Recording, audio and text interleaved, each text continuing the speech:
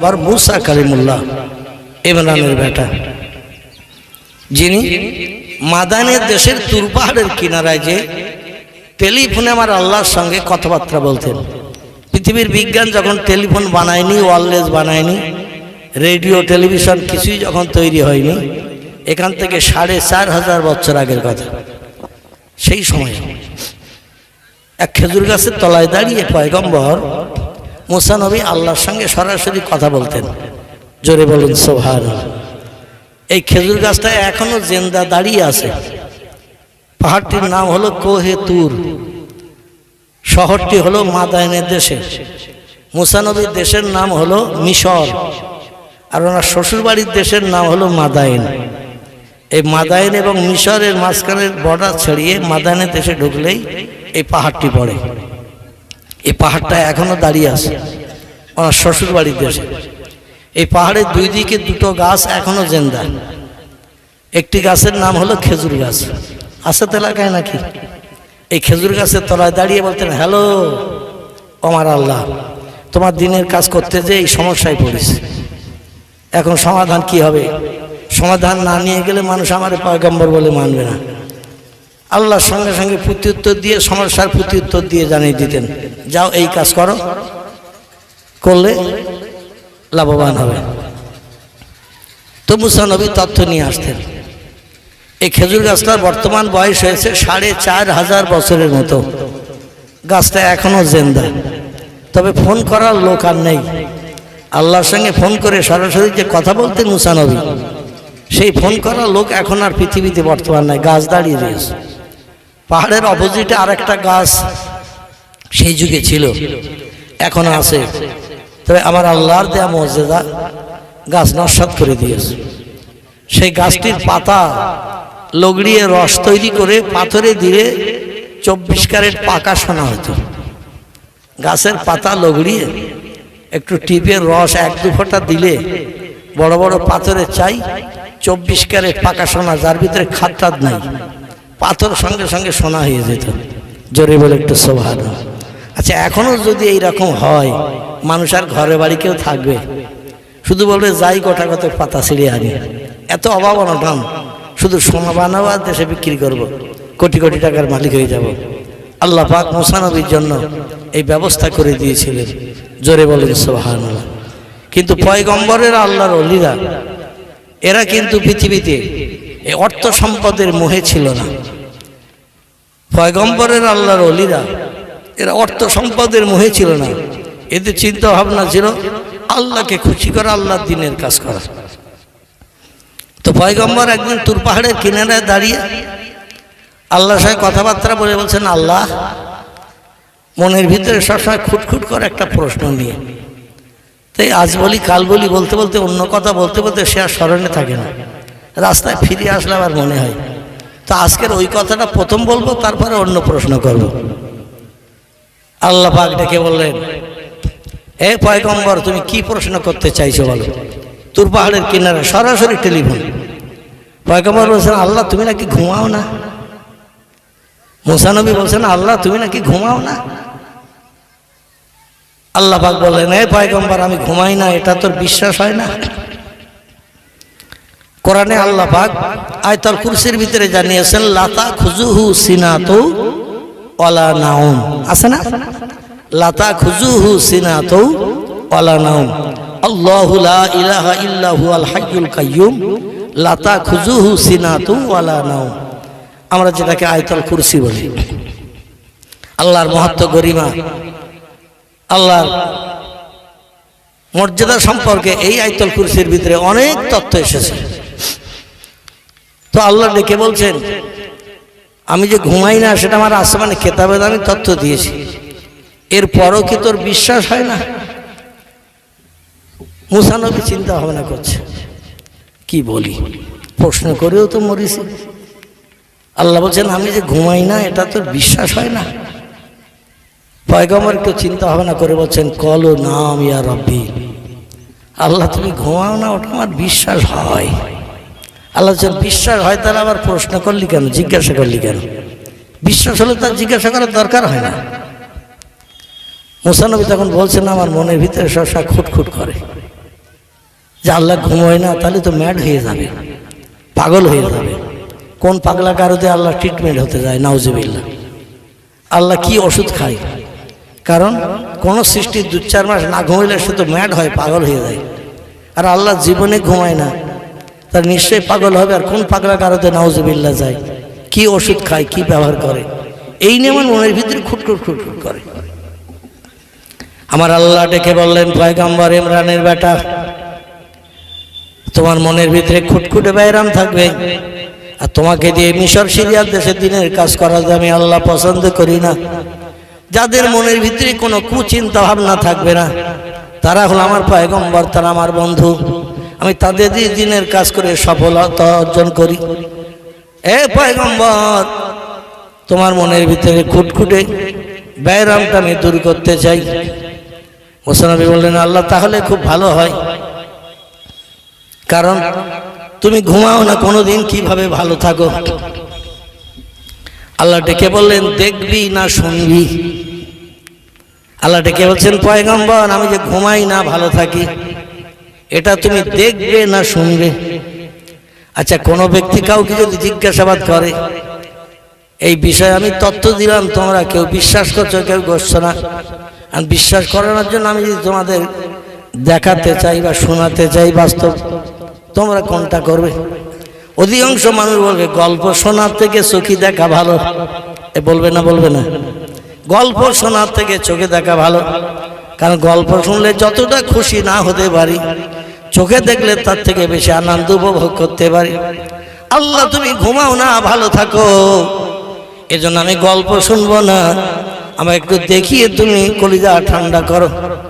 আল্লাহ বলেন, ইজহাবিলাল বাইত, এ পয়গম্বর দেখতে যদি চাও ঘর থেকে বেরিয়ে যাও। পয়গম্বর বলেন, কোথায় যাব? আল্লাহ বলেন, ইলাল জাবাল, তোমার ঘর থেকে বেরিয়ে সামনে যে পাহাড় পাবে, ওই পাহাড়ি এলাকায় এসো। পয়গম্বর বলেন, খুব ভালো কথা, তুমি ঘুমাও না ভালো থাকো, হসপিটালে যাও না, নার্সিংহোমে যাও না, ওষুধপত্র খাও না, প্রতিদিন কেমন ভালো থাকো আমি একটু দেখবো। আল্লাহ বলেন, এসো পাহাড়ি এলাকায় এসো। পয়গম্বর বলছেন, বিবিরে, আজকের একটা প্রশ্নের প্রত্যুত্তর নিতে আল্লাহ বলেছেন পাহাড়ি এলাকায় যেতে যাচ্ছি। স্ত্রী বললেন, কি তত্ত্ব তুমি দেখো, আমাকে একটু এসে জানিও। ওনার স্ত্রীর নাম ছিল হযরতে সফুরা। কি নাম? শোয়েব নবীর বড় মেয়ে, যার নাম ছিল সফুরা। সফুরা বললেন, রে প্রাণের স্বামীর আপনি যান, আল্লাহ ঘুমায় না, কেমন ভালো থাকে একটু আপনি দেখে আসুন। বাড়ি থেকে বেরিয়ে বেশ কিছুটা গেছে। আল্লাহ বলেন, কুম ইয়া মুসা ইবনে ইমরান, এ ইমরানের বেটা মুসা, একটু দাঁড়িয়ে যাও।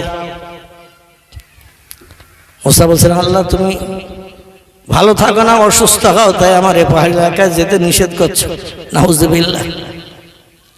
আল্লাহ বলেন, পয়গম্বর তুমি গল্প শুনতে চাইলে না, দেখতে চেয়েছো, এই জন্য পাহাড়ি এলাকায় তোমার আসতে বলেছি। তো আসার সময় একটু কাজ করে আসতে হবে, যাতে আমার দেখাতে সুবিধা হয়। মুসা বললেন, কি কাজ করবো আল্লাহ?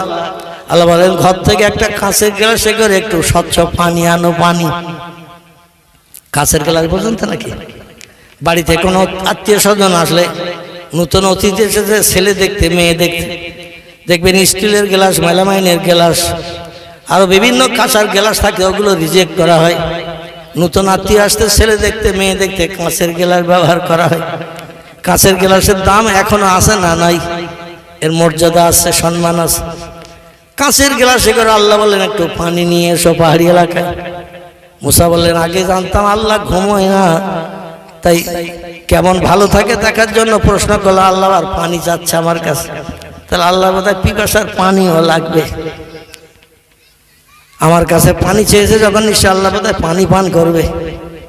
বাড়ি ফিরে এসে বলছে, প্রাণের বিবি, এ সবুরা, আল্লাহ পাক আমার কাছে একটু পানি চেয়েছে। পানি তো যে কোনো গ্লাসে দিলে হবে না, কাঁচের গ্লাসে দিতে হবে। সবুরা বাড়িতে উঠানো কাঁচের গ্লাস ভালো করে মেজে ঘষে পরিষ্কার করে, কারণ মেহমান আল্লাহর উপরে দামি মেহমান আছে নাকি? সবচেয়ে দামি মেহমান আমার আল্লাহ, আর সে আল্লাহ পানি চেয়েছেন, এজন্য পরিষ্কার পরিচ্ছন্ন করিয়ে ধুইয়ে মেজে ঘষে তাতে ঝরনার পানি 1 গ্লাস দিয়ে দিয়েছে। কারণ নোংরা গ্লাস হলে আল্লাহ আবার নাও নিতে পারে। আল্লাহু ইউহিব্বুল মুতাহহিরিন, আল্লাহ হলেন পবিত্র, আর পবিত্র বান্দাকে বেশি ভালোবাসেন, তিনি নাপাকি হন না। এই জন্য পবিত্র গ্লাসে করে পানি দিতে হবে, এই চিন্তা ভাবনা করে তিনি পানি নিয়ে চলে গেছে। কিছু দূর যেতে না যেতে পাহাড়ের পাশ দিয়ে যাচ্ছেন, মুসা নবীর হাতে পানির গ্লাস। তো পিতলের গ্লাস না, কাঁসার না, মেলামাইন না, স্টিল না, কাঁচের গ্লাস। কাঁচের গ্লাসে করে পানি নিয়ে পাহাড়ি এলাকায় যখন গেছে, দেখে পাহাড়ের উপর থেকে একটা বড় লম্বা পাথর গড়িয়ে এসে রাস্তার উপরে পড়ে রয়েছে। উপরের থেকে পাথর গড়িয়ে এসে রাস্তার উপরে পড়ে রয়েছে। এখন রাস্তাটা এমন চিকন সরু, ওই পাথরের উপর দিয়ে হেঁটে যেতে হবে, সাইড দিয়ে যাওয়ার আর রাস্তা নাই। দুই দিকে উঁচু পাহাড়, মাঝখানে গলিপথ, সেই পথের উপরে এক পাথর উপরের থেকে এসে পড়ে দিয়েছে। পয়গম্বর বলছেন, এই যখন সরু পথ আর এই পথের উপরে পাহাড় উপর থেকে খসে এসে পড়েছে, এখন এই পাথরের উপর দিয়ে যাওয়া ছাড়া তার লাইন নাই, সাইডে জায়গা নাই। এখন বাধ্য হয়ে আল্লাহ যেতে বলেছেন। উনি চিন্তা ভাবনা নিচ্ছেন কত দূর গেলে যে আল্লাহর সঙ্গে দেখা হবে তাকে জানে। আল্লাহ যেতে বললো, পাহাড়ি এলাকায় যাই দেখি কত দূর যেতে হয়। ঠিক পাথরের মাঝ পজিশনে যখন গেছেন, হঠাৎ আসমানি ইলহাম এসে গেছে, কুম ইয়া মুসা ইবনে ইমরান, এ ইমরানের বেটা মুসা, তুমি যে পর্যন্ত এসেছো ওখানে দাঁড়াও, আর আসতে হবে না। জোরে বলো একটা সুবহানাল্লাহ। মুসা বলল, আল্লাহ তোমার দয়া, তোমার মায়া বান্দার উপরে কত বেশি তা আজকের প্রমাণ পেলাম। এই প্রচণ্ড রৌদ্র তাপ, দুই দিকে পাহাড়ের পাথরের গরম, এখনো যদি 4 কিলোমিটার যেতে বলতে তাও আমার যেতে হতো, কারণ আমি তো দেখতে চাইছি তুমি ঘুমাও না, কেমন ভালো থাকো। আর এই পাথরটার উপরে উঠতেই তুমি বলছো আর এগুতে হবে না, তুমি দাঁড়াও, তাহলে বাকি পথটা তুমি আসবা, আমার আর যেতে হবে না। মুসা নবী আনন্দে আত্মহারা। তাহলে আল্লাহ এখানে আমারে দাঁড়াতে বলছে, যখন আমি দাঁড়াই আর আল্লাহ আসে আসুক। পানির গ্লাস হাতে করে নিয়ে পয়গম্বর পাথরের উপরে দাঁড়িয়ে আছেন। 1 ঘন্টা যায়, 2 ঘন্টা যায়, 3 ঘন্টা যায়, আল্লাহ আসে না। সূর্যের রৌদ্রতা, পাহাড়ের পাথর গরম হয়ে গেছে, মুসা নবীর দেহ দিয়ে ঘাম ঝরতে শুরু করেছে। ডেকে বলে, আল্লাহ তোমার আসতে এত লেট, তোমার আসতে এত দেরি, আমি তো ঘেমে জারে জার হয়ে গেলাম এই পাথরের উপরে দাঁড়িয়ে। আর 2-1 কিলোমিটার বললে আমি যেতে পারতাম, তো তুমি তো নিষেধ করো স্যার এসো না, এই জন্য তো আমি এই পাথরের উপরে দাঁড়িয়ে আছি, তো তোমার এত লেট আল্লাহ। আমার আল্লাহ ডেকে বলছেন, পয়গম্বর দেখি তুমি কতটা ধৈর্য ধরতে পারো, আমি কেমন ভালো থাকি না ঘুমিয়ে, এই জন্য তোমার আর বেশি পথ এগুতে বললাম না, ওই পাথরের উপরে তুমি দাঁড়িয়ে আছো। আবার মুসা নবী চিন্তা ভাবনা করছেন, আল্লাহ আজকের আমার সঙ্গে এই পাহাড় এলাকায় দেখা দিতে আসতেছে, কত সৃষ্টি খবর পেয়ে রাস্তায় আল্লাহরে ধরতেছে, তারা তাদের দাবি দেওয়া জানাচ্ছে, আর সেই সব সমস্যার সমাধান করে আমার কাছে তো আসবে, এজন্য একটু লেট হতেই পারে, কারণ আমি তো একা না, আল্লাহ সৃষ্টি আরো কত সৃষ্টি আছে হাজার হাজার, আসার পথে তারা আল্লাহরে ধরেছে, ধরে সমস্যার কথা জানাচ্ছে, এই জন্য আমার তো ব্যস্ত হলে হবে না, আল্লাহ সব সমস্যার সমাধান করে আমার কাছে তো আসবে। এখন প্রচণ্ড রৌদ্র, তার দুপুরবেলা, সূর্যের গরমি, পাহাড়ের পাথর গরম হয়ে গেছে, হাওয়া চলতেছে। মুসা বলছে, আল্লাহ তোমার যত দেরি হয় হোক, আপত্তি নাই, কারণ সবার সমস্যা তোমার সমাধান করে তো আসতে হবে, তখন তো একটু মেঘ দিয়ে একটু ঠান্ডা বাতাস দিলে ভালো হয়েছে, এই গরম আমি তো সহ্য করতে পারতেছি। যত সৃষ্টি দাবি করে করুক, সমস্যার সমাধান করতে হয় করো, তবে একটু যদি মেঘ দিতে, আয় আল্লাহ একটু ছায়া যদি দিতে, যেমন আপনারা রৌদ্রে বসেছিলেন না, মনে মনে চিন্তা ভাবনা হচ্ছিল কিনা যে একটু ছায়া আল্লাহ দিলে ভালো হতো। আল্লাহ পাক সুন্দর পরিবেশ এখন বানিয়ে দিয়েছেন, আপাতত এখন আর রৌদ্র তাপ নাই। আর আমি যখন শুরু করেছিলাম তখন কষ্ট হচ্ছিল কিনা, কষ্ট হচ্ছিল। এখন আল্লাহ বলেন, মুসা তুমি যখন ছায়া চাচ্ছ, পরিবেশ শান্ত চাচ্ছ, তো আল্লাহ ডেকে বলেন, এ মিকাইল ইয়ানজিলুল মাতারা মিনাস সামায়ে মান, এ মিকাইল আকাশে একটু মেঘ জমা, মেঘ। আমার পয়গম্বর রৌদ্রতাপে দাঁড়িয়ে আছে, আমার হুকুম তামিল করতে এসেছে, আমি পাহাড়ি এলাকায় আসতে বলেছি তাই এসেছে। আবার এক গ্লাস পানি নিয়ে এসে পাথর উপরে দাঁড়িয়ে রয়েছে, গরম আর সহ্য করতে পারত না আমার বান্দা, তো একটু মাথার উপরে মেঘ জমা, তবে শুধু মেঘ না, একটু পানিওয়ালা মেঘ জমা। ওয়ায়ানজালুল মাতারা মিনাস সামায়ে মান, আল্লাহ পাক চারটে ফেরেশতাকে চার রকম কাজের দায়িত্ব দিয়েছেন। একটা ফেরেশতা হলো জিবরিল, পৃথিবীতে রহমত বর্ষণের জন্য আল্লাহ জিবরিলকে নিয়োগ করেছেন। কোন বান্দাকে বা কোন সম্প্রদায়কে আল্লাহ পাক বিপদ থেকে নিষ্কৃতির জন্য জিবরিলের মাধ্যম দিয়ে রহমত বর্ষণ করে থাকেন। এই ওহী নিয়ে আসেন, ওহী। 2 নম্বর একটা ফেরেশতার নাম হলো ইসরাফিল। আল্লাহ তাকে দুনিয়া ধ্বংস করার জন্য একটা সিংহা দিয়ে বসিয়ে রেখেছেন, একটা সিংহা নিয়ে বসে আছে। জায়গাটির নাম হলো কোহে কাফ। তাফসীর কারকেরা তাফসীরের ভিতরে লিখেছেন, জিন জাতিরা যেখানে বসবাস করে, বিশাল সাগরের মাঝখানে পাহাড়ি এলাকার দ্বীপ, যেখানে মানুষ যায় না, এই জায়গাটির নাম হলো কোহে কাফ। এখানে এক গুহার মুখে আল্লাহ পাক বসিয়ে রেখেছেন একজন ফেরেশতাকে। এই ফেরেশতার নাম হলো হযরতে ইসরাফিল আলাইহিস সালাম। তার হাতে একটা সিংহা দেয়া রয়েছে। আল্লাহ জানিয়েছেন, আমি যখন বলবো ফু দিবি, আর তোর সিংহার ভিতরটা থাকবে ফাঁকা, এক মুখে ফু দিবি আর এক মুখ দিয়ে হাওয়া বার হবে, সে হাওয়ায় দুনিয়া সব ওলট পালট হয়ে যাবে। দুনিয়া যেদিন ধ্বংস হবে সেদিন তোর ফুর মাধ্যম দিয়ে হবে। আর নুফিখা ফিস সূরে ফাইজা হুম মিনাল আজদাসি ইলা রাব্বিহিম ইয়ানসিলুন, কোরআনের 22 পারার শেষে সূরা ইয়াসিনে আল্লাহ পাক তথ্য কোট করেছেন। এই গুহাটির নাম হলো কোহে কাফ। এইখানে ইসরাফিলকে আমার আল্লাহ পাক বসিয়ে রেখেছেন দুনিয়া উলট পালট করার জন্য। আরেকজন ফেরেশতার নাম হলো হযরতে মিকাইল, দামি ফেরেশতার ভিতরে। আল্লাহ পাক তাকে হুকুম করেন মাঝে মাঝে আকাশে মেঘ জমিয়ে পানি বর্ষণ করানোর জন্য। জোরে বলে একটু সুবহানাল্লাহ। মেঘ জমিয়ে পানি বর্ষণ হয় ঝমঝম করে, এটা মিকাইলের দায়িত্ব। আরেকজন ফেরেশতা আছে, নাম হলো তার আজরাইল। কি নাম? আজরাইল। তার কাজ হলো চাবি মোড়া দেয়া, বিবি বাচ্চা বিধবা এতিম বানানো, আপনজনকে আপনজন হারা করানো, কান্নার রোল চালু করানো, এই কাজ দিয়েছেন হযরত আজরাইলকে। এখন ফেরেশতাদের ভিতরে আজরাইল হলো সব থেকে একটু হিংস্র প্রকৃতির, কড়া। আমার ভাইরা, এই পয়গম্বর পর্যন্ত ছাড়িনি। আজরাইলকে এমন কড়া ধাঁচের আল্লাহ বানিয়েছেন, পয়গম্বর পর্যন্ত ছাড়িনি।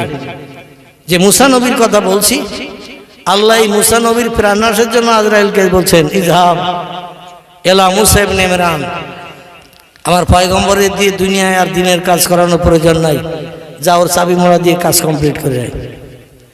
আর মুসা নবীর আল্লাহ ডেকে বললেন, তুমি একটু ওই নির্জন পাহাড়ি এলাকা দিয়ে সামনের দিকে গিয়ে যাও, আমি কিছু নিদর্শন তোমার দেখাবো।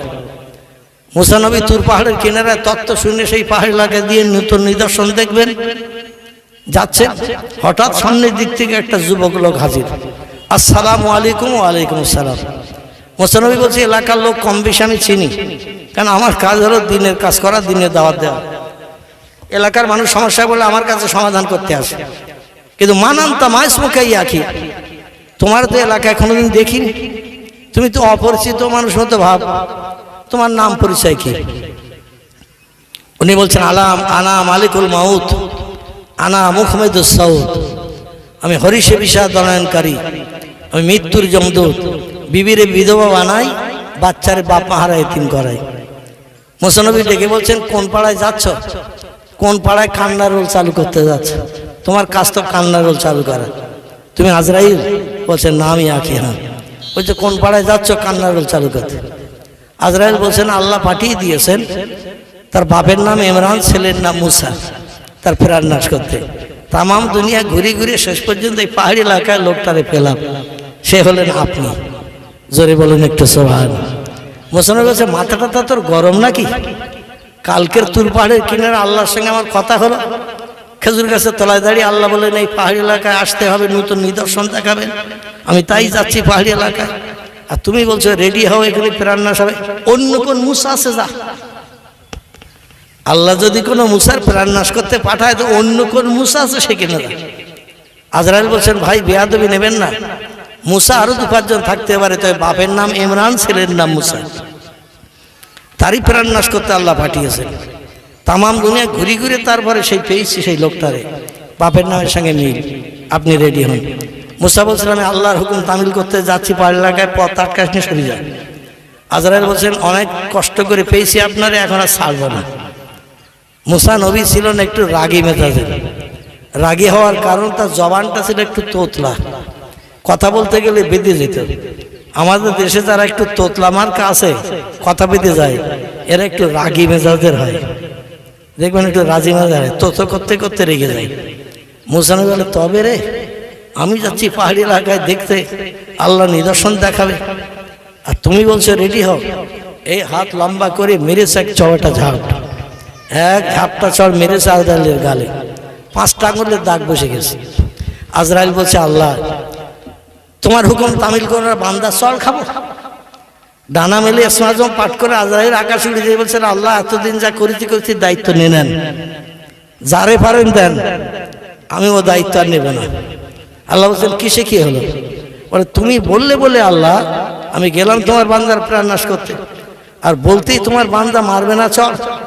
দেখেন আমার গালে 5টা আঙুলের দাগ বসে গেছে, এখনো যারা যন্ত্রণা চলতেছে। আল্লাহ যে পারে তারই দায়িত্ব দেন, মরণের দায়িত্ব আমি আর নেব না। আমার আল্লাহ ডেকে বললেন আজরাইল তুমি মনে করছো তোমার পাওয়ার সব থেকে বেশি, কিন্তু আমি আল্লাহ পাক আমার সৃষ্টির ভিতরে 2টি দলের মানুষের পাওয়ার বেশি করেছি। একটি দলের নাম হলো নবী আম্বিয়ার দল, একটি দলের নাম হলো ওলিয়া উলিয়ার দল। এরা হলো আমান, আমি হলো তাদের। এ আজরাইল তুমি শোনো, তোমার পাওয়ার দিয়েছি বলে মানুষের প্রাণ নাশে তুমি মেজাজ গরম করে তথ্য দিয়েছো, আমার পয়গম্বর তথ্য মেনে নিতে রাজি হয়নি। তোমার সরে যেতে বলেছে, তুমি সরে যাওনি, যার কারণে চবাটা ঘাত করে পথ ক্লিয়ার করে নিয়েছো। আমি আল্লাহ বলছি তুমি আবার যাও ওই ঝামেলার দুনিয়া, আবার যাও পৃথিবীতে আমার পয়গম্বরের কাছে, বলো রেডি হও। আজরাইল বলছে দুনিয়ার সব লোকের প্রাণ নাশ করতে পাঠাবেন, ওর কাছে যেন পাঠাবেন না, কারণ একটা গাল যে বাকি আছে, এবার যে যদি বলি তো ও গালটাও ছেড়ে দেবে। ও যে এত আগে আমি বুঝতে পারি নাই। মুসার প্রাণ নাশের দায়িত্ব আপনি অন্য কাউকে দিন। আল্লাহ বলছেন প্রাণ নাশের দায়িত্ব তোমারই দিয়েছি, তোমাকে দিয়ে সব কাজ শেষ করব। তবে তোমার যদি ভয় হয় এক কাজ করো। বলে কি? বলে আবার তুমি যাও পয়গম্বরের কাছে, পয়গম্বরের কাছে যে বলো দুনিয়ায় যদি বিবি বাচ্চার মোহে পড়ে আরো বেশ কিছুদিন তুমি থাকতে চাও, তোমার হাতের তালুটা একটা গরুর পিঠে কিংবা উটের পিঠের উপরে রাখো। তাফসীরের কিতাবে এসেছে মুসা নবী পয়গম্বর ইনি যে লাঠিটা সামনে ধরতেন, ওনার শ্বশুরের দেয়া যৌতুক লাঠি, লাঠিটা ছিল 40 গজ লম্বা, কাঁধ পর্যন্ত উঁচু হতে উঁচু। তো যে লোকটার কাঁধ পর্যন্ত লাঠি দাঁড় করালে 80 হাত লম্বা লাঠি কাঁধ পর্যন্ত হয়, তার হাতের তালুটাকে আমাদের মতনের থেকে বেশি, যেমন মানুষ তেমন তো হাতটা চওড়া। পয়গম্বরকে আল্লাহ বললেন তুমি যে বলো একটা উটের পিঠে গরুর পিঠে হাত রাখতে, বিবি বাচ্চার মোহে পড়ে যে কিছুদিন বাঁচতে চাই, আমি আল্লাহর হায়াত দেব। হাতের তালুর ভিতরে যত পশম ঢাকা পড়বে তত বছর হায়াতে দুনিয়ায় বেঁচে থাকবে, আজরাইল ধারে পাশে যাবে না। আচ্ছা এইরকম সুযোগ যদি আমাদের হতো, কামার বাড়ি যে হাত পিটিয়ে চওড়া করে নিতাম কিনা? কারণ গরুর পিঠে উটের পিঠে হাত রাখলে যতটা পশম হাতের ভেতরে ঢাকা পড়বে তত বছর আবার আমরা বাড়তি হায়াত পাবো। নবী বলছেন 2টি জিনিসের আকাঙ্ক্ষা থেকে আমার উম্মতেরা কোনোদিন বঞ্চিত হতে চায় না। আল্লাহ যত দেয় উম্মত তত চায়। সাহাবীরা বলেন মা হিয়া ইয়া রাসূলুল্লাহ, সেই জিনিস 2টি কি কি? আল্লাহ নবীর একটি হলো আয়ুষ্কাল হায়াত, আল্লাহ বান্দার যত দেয় বান্দা তত চায়, কোনোদিন বলেনি আর নেব না। 2 নম্বরে অর্থ সম্পদ সোনা দানা, আল্লাহ বান্দারে যত দেয় বান্দা তত চায়, কোনোদিন বলেনি আর নেব না। জোরে বলে একটু সুবহানাল্লাহ। কত দূরে? আলহামদুলিল্লাহ। আজকের প্রোগ্রামের প্রধান অতিথি পাক ফুরফুরা শরীফ থেকে আগত, মানে আসছেন, কাছাকাছি এসে গেছেন। পীরজাদা জনাব আলহাজ হযরত মাওলানা সোবহান সিদ্দিকী সাহেব, বড় হুজুর পীর কেবলার আওলাদ, তিনি কাছাকাছি এসে গেছেন। একটু বাদেই তিনি আপনাদের সঙ্গে চারি চক্ষের মিলন ঘটাবেন। সকলে বলি আলহামদুলিল্লাহ, একটু জোরে বলি আলহামদুলিল্লাহ। আমার ভাইরা, তো আমি আমার সময়ের দিকে দৃষ্টি নিক্ষেপ করে খুব সত্তর শেষ করতে যাব। তো আজরাইল এসে আবার আসসালামু আলাইকুম, রাস্তায় মুসা নবী তখনও যাচ্ছে। মুসা নবী বলছেন ওয়ালাইকুম আসসালাম। বলছে তুমি সেই আজরাইল না, আগে একটু আগে দেখেছো, তুমি সেই আজরাইল না? আজরাইল কি করে বলে না? বলছে না আমি আঁকি। হ্যাঁ। তো বলছে তুমি সে যে লোকটার খোঁজ করছিলে তারা পেয়েছো? বলছে হুজুর সে কথা পরে হবে, আমি যার খোঁজ করছিলাম তারা পেয়েছি কি না ও কথাটা পরে হবে। আল্লাহ পাক আপনাকে একটা শুভ সংবাদ দিয়েছেন, আমাকে দিয়ে তাই এসেছে দেখা করতে। ও তো মরণের কথা বললি কেন? আমার বউ বিবি বাচ্চা রয়েছে, সংসার ধর্ম রয়েছে, আর তুমি চুপ করে বলতে এখন রেডি হও, মরণ হবে, বাড়ি যাবো না, বিবি বাচ্চার সঙ্গে দেখা হবে না, একই মেনে নিতে পারে নাকি? যার কারণে তোমার বললাম পথ ছাড়ো, তুমি ছাড়লে না, রাগের বসে বলে মেরেছি চল। তো কি খবর আল্লাহর কাছ থেকে নিয়ে এসেছে? বলে খবর হলো এই, দুনিয়াদারিতে যদি আপনি মত্ত হতে চান, দুনিয়ার প্রেমে যদি আসক্ত হয়ে আর কিছুদিন বেঁচে থাকতে চান, তাহলে আপনার হাতের তালুটা একটা গরুর পিঠে কিংবা উটের পিঠে রাখেন, যেখানে পশম ঘন, পশম যেখানে খুব ঘন সেইখানে রাখেন। হাতের তালুর ভিতরে যত পশম ঢাকা পড়বে, এক একটা পশমের বিনিময়ে 1 বছর করে হায়াত পাবেন। মুসা নবী বলছে আলহামদুলিল্লাহ।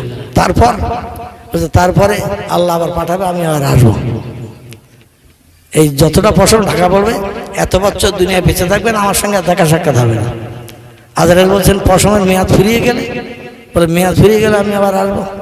মুসা বলছে তোর হাত থেকে আমার রেহাই নেই। আজরাইল বলছে লা ইয়া আখি, আমার হাত থেকে রেহাই নেই। মুসা বলছে তোর হাত থেকে যখন রেহাই নেই তো আজকে আর ফিরিয়ে দিয়ে লাভ নেই, তোর হাতে যখন আবার ধরা পড়তে হবে তো তুই আজই আমার প্রাণ নাশ করে দে। জোরে বলে একটু সুবহান। নবীরা যেমন গরম আবার তেমন নরম।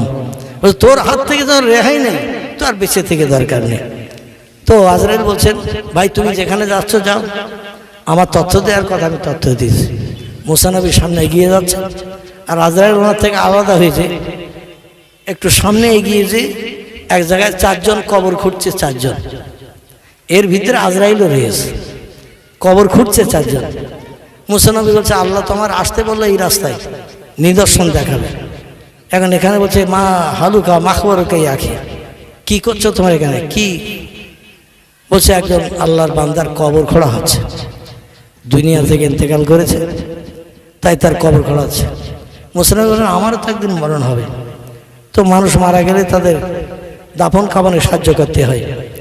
আল্লাহ নবী সাল্লাল্লাহু আলাইহি ওয়াসাল্লাম জানেন হকুল মুসলিম আলাল মুসলিমে খামসুন, রদ্দুস সালাম, ওয়াইয়াদাতুল মারিদ, ওয়াইত্তিবাউল জানায়েজ, ওয়াইজাবাতুদ দাওয়াত, ওয়া তাসমিতুল আতিশ, রাওয়াহু মুসলিম।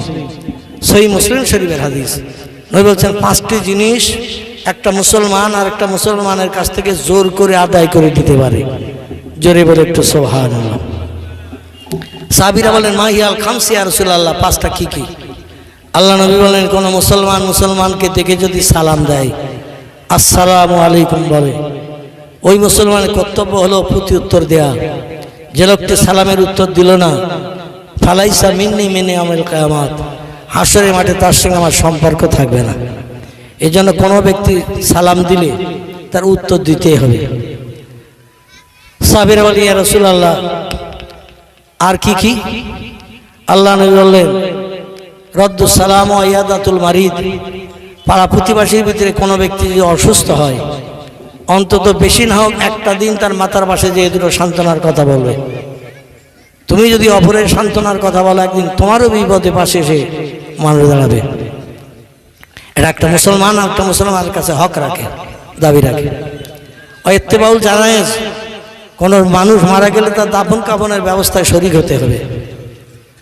আমার ভাইরা, তো মুসলমান বললেন একটা মানুষ মারা গেছে, তার কবর খোঁড়া হচ্ছে, তো আমি যে কাজে যাচ্ছি সেই কাজে না যেয়ে অন্তত তোমাদের সঙ্গে একটু লেগে যাই।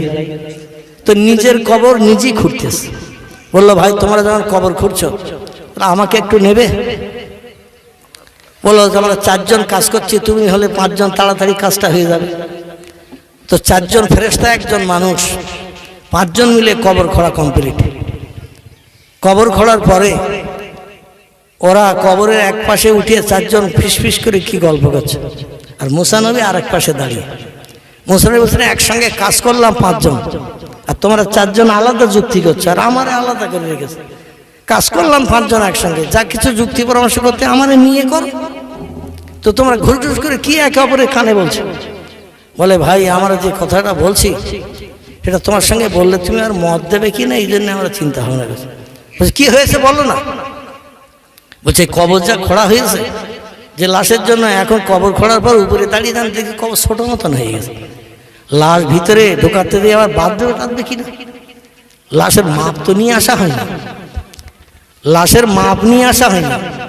এখন লাশ কবরে নামাতে দিয়ে পা বেঁধে যায় কিনা, মাথা বেঁধে যায় কিনা, এই নিয়ে আমরা 4 জন আলোচনা করছি। তো মুসা নবী বললেন সমস্যার সমাধান কি?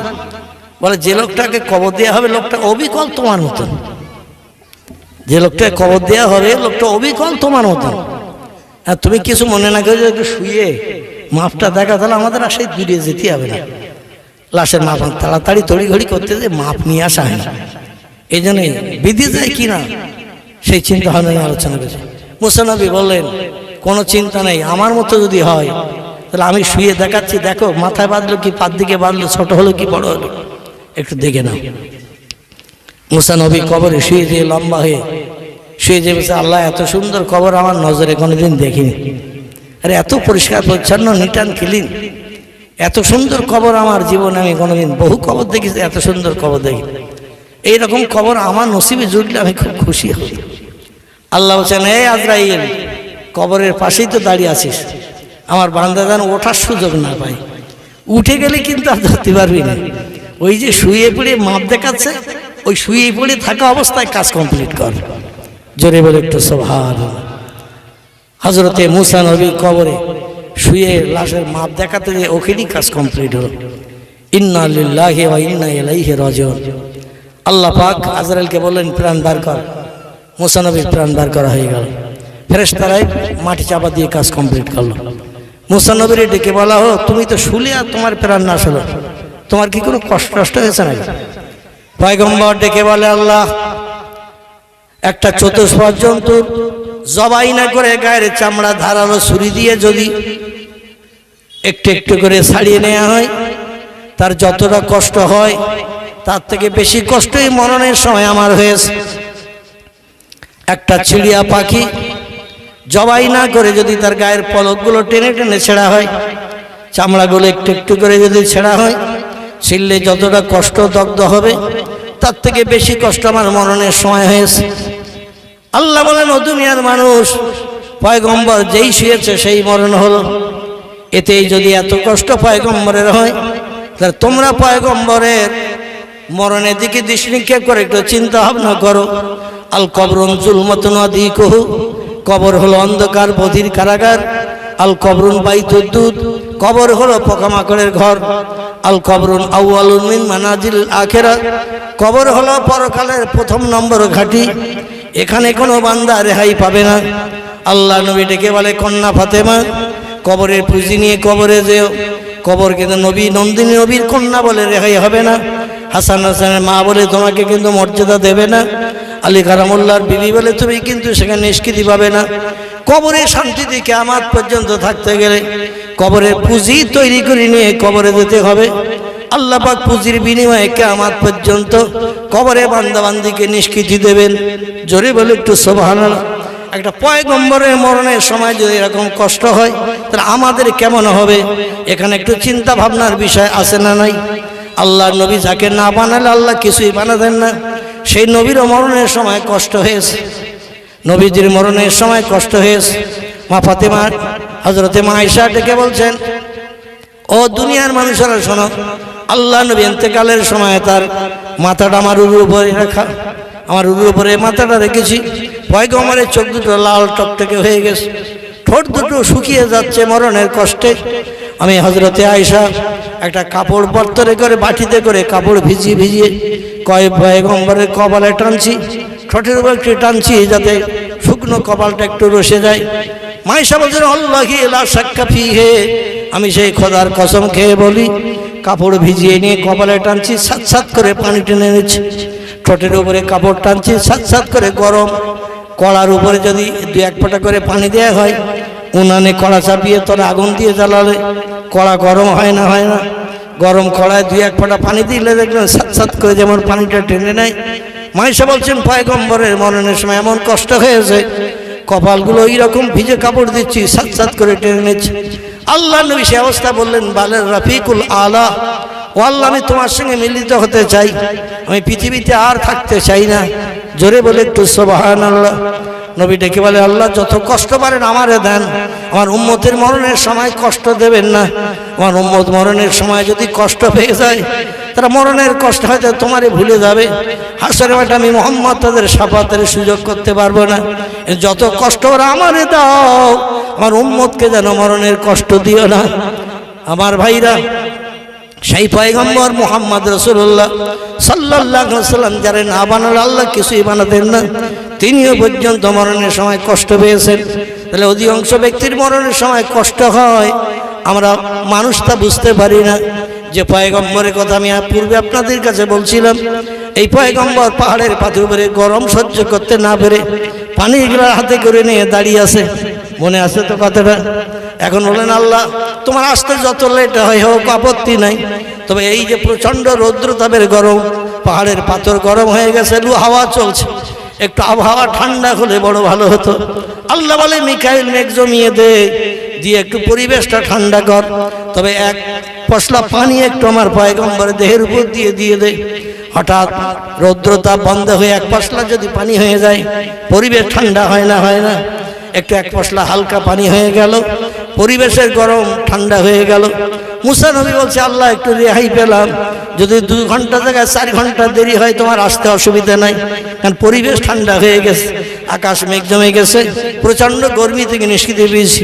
মুসা নবী পানির গ্লাস হাতে করে নিয়ে চুপ করে দাঁড়িয়ে রয়েছে, ঘন্টার পর ঘন্টা পেরিয়ে যায়।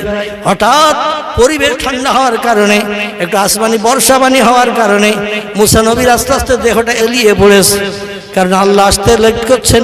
এই চিন্তা ভাবনা নিয়ে পয়গম্বর পাহাড়ের পাথর উপরে পানির গ্লাস নিয়ে দাঁড়িয়ে রয়েছে। হঠাৎ একটু ঘুম ঢুলুঢুলু ভাব লেগে গেছে। যেই ঘুম ঢুলুঢুলু ভাব লেগে গেছে, দেখবেন মাঝে মাঝে বাস চেপে যাই, ট্রেনে চেপে যে আমরা শিয়ালদা কলকাতায় যাই, এবং সিট যদি বসার না থাকে গাড়িতে, ডান্ডা ধরে ঝুলে যেতে হয়। মাঝে মাঝে দাঁড়িয়ে থাকলেও ঘুম লাগে না? লাগে না? সিটে বসে যাচ্ছি, হঠাৎ জানলা দিয়ে হাওয়া আসে, একজন আরেকজনের ঘাড়ের উপরে ঘুমিয়ে পড়ে না? পড়ে না? মাঝে মাঝে ঘুম লাগলে ঘুমিয়ে পড়ে। মুসা নবীর হঠাৎ করে একটু ঘুম ধরে গেছে, ঠান্ডা হাওয়া যে গায়ে লেগেছে, আর পড়বে না, পড়ে হাতের গ্লাস হাতের থেকে সরে যেয়ে তলায় যে পাহাড়ের পাথর উপরে হাতের গ্লাসটা ঝপ করে পড়েছে। আচ্ছা, কাঁচের গ্লাস পানি সময় যদি পাথর উপরে পড়ে, গ্লাসের কিছু হবে না তো নাকি? কাঁচের গ্লাস